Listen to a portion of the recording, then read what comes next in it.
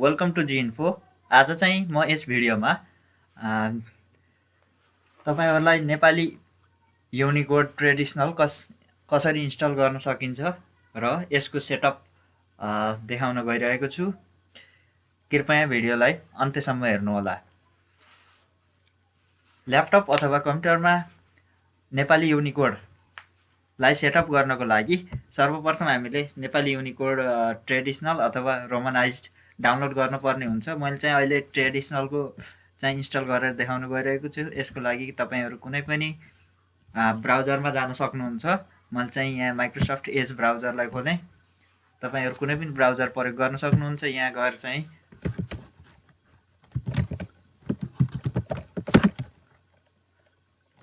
Download Unicode traditional भनेर search गर्नुहोला।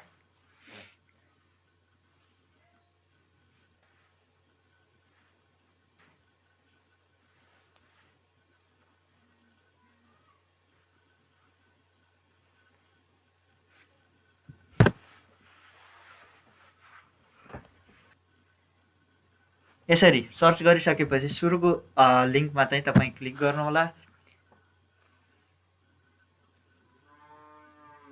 Click गरिसकेपछि यहाँ डाउनलोड भन्ने अप्सनमा गएर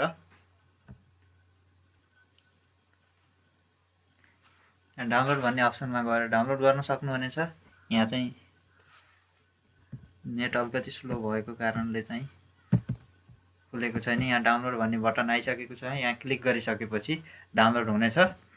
मेरो चाहिँ अलरेडी डाउनलोड भइसकेको कारणले चाहिँ म यहाँ डाउनलोड भइसकेको कारणले चाहिँ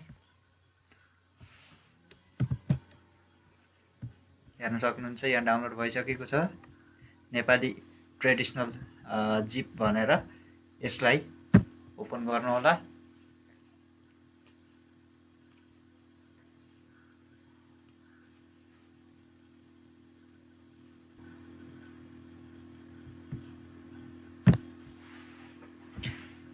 यसरी यो जिप फाइललाई डबल क्लिक गरेर फेरि ओपन गर्नुहोला। गरिसकेपछि यहाँ एउटा फोल्डर देखिनेछ नेपाली ट्रेडिसनल। त्यहाँ गइसकेपछि ट्रेडिसनल नेपाली युनिकोड भनेर अर्को फोल्डर देख्न सक्नुहुन्छ। यहाँ लेआउटबाट चाहिँ तपाईँ युनिकोडको लेआउटहरू हेर्न सक्नुहुनेछ। कहाँ के कुन अक्षर हुन्छ भनेर नेपालीको यहाँबाट हेर्न सक्नुहुन्छ। भनी म अहिले इन्स्टल गर्नेछु ट्रेडिसनल नेपाली युनिकोड। त्यही भएर चाहिँ दोस्रो फोल्डर ट्रेडिसनल नेपाली युनिकोडलाई खोलेँ। यो खोलिसकेपछि यहाँ आउँछ सेटअप भनेर आउँछ। सेटअपमा डबल क्लिक गरेर चाहिँ तपाईँहरू यसलाई इन्स्टल गर्न सक्नुहुनेछ।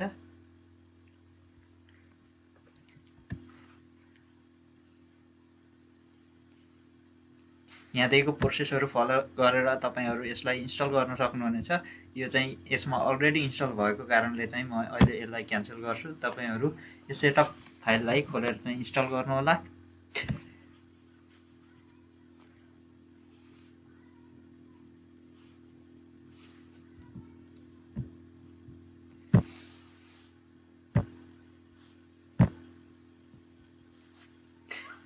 इन्स्टल भइसकेपछि तपाईहरू सेटिङमा जानुहोला। सेटिङमा जानको लागि विन्डोज बटन मा क्लिक गरिसकेपछि यहाँ रहेको छ सेटिङ्स।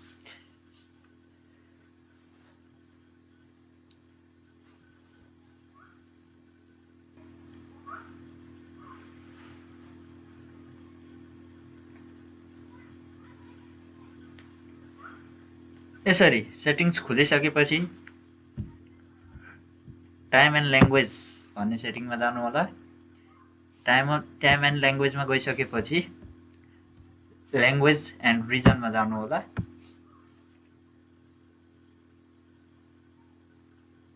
यसरी यहाँ गइसकेपछि प्रिफर्ड ल्याङ्ग्वेज भित्र एड ल्याङ्ग्वेज भनेर यहाँ निलो बटन रहेको छ। यसमा क्लिक गर्नुहोला। यसरी क्लिक गरिसकेपछि हामीलाई नेपाली ल्याङ्ग्वेज चाहिएको हुनाले नेपाली भनेर सर्च गर्नुहोला। गरिसकेपछि यहाँ नेपाली नेपाल भनेर दिएको छ। यसमा क्लिक गरेर नेक्स्टमा क्लिक गर्नुहोला।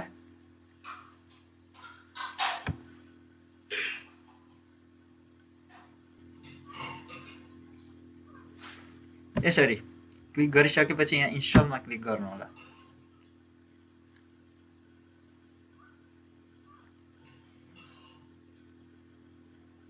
केही समयपछि यहाँ नेपाल बेसिक टाइपिङ भनेर आइसकेको छ। यसमा यहाँ 3 डट दिएको छ साइडमा, यो 3 डटमा क्लिक गरेर 3 डटमा क्लिक गरिसकेपछि यहाँ ल्याङ्ग्वेज अप्सनमा क्लिक गर्नु होला।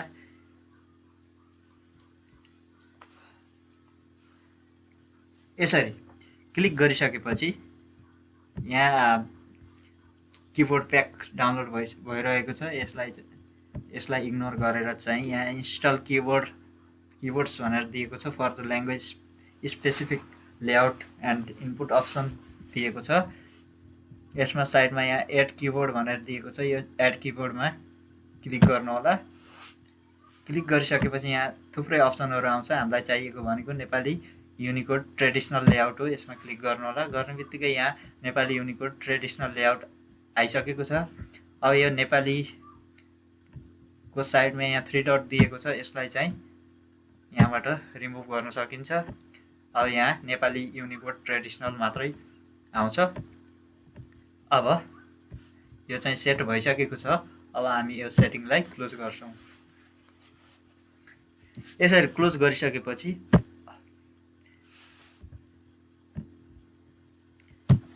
तपाईहरु नेपाली युनिकोड अथवा नेपाली किबोर्डलाई चाहिँ तपाईहरु प्रयोग गर्न सक्नुहुन्छ। यसरी यहाँ किबोर्ड यहाँ देखाइरहेको छ। यहाँ इङ्ग्लिस सेट भएको छ। हामी यसलाई नेपाली बनाउँछौँ। यसलाई तपाईहरु सर्टकट कीबाट पनि चेन्ज गर्न सक्नुहुन्छ विन्डोज र स्पेस बटनले। यहाँ हेर्न सक्नुहुन्छ इङ्ग्लिस र यहाँ नेपाली युनिकोड ट्रेडिसनल लेआउट भनेर दिएको छ। यहाँ हामी यसमा क्लिक गर्छौँ।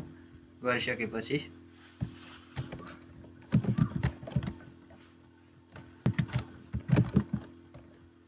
नेपाली युनिकोड भनेर हामीले नेपालीमै लेख्यौँ। यसलाई हामी यसलाई मेटाउँछौँ।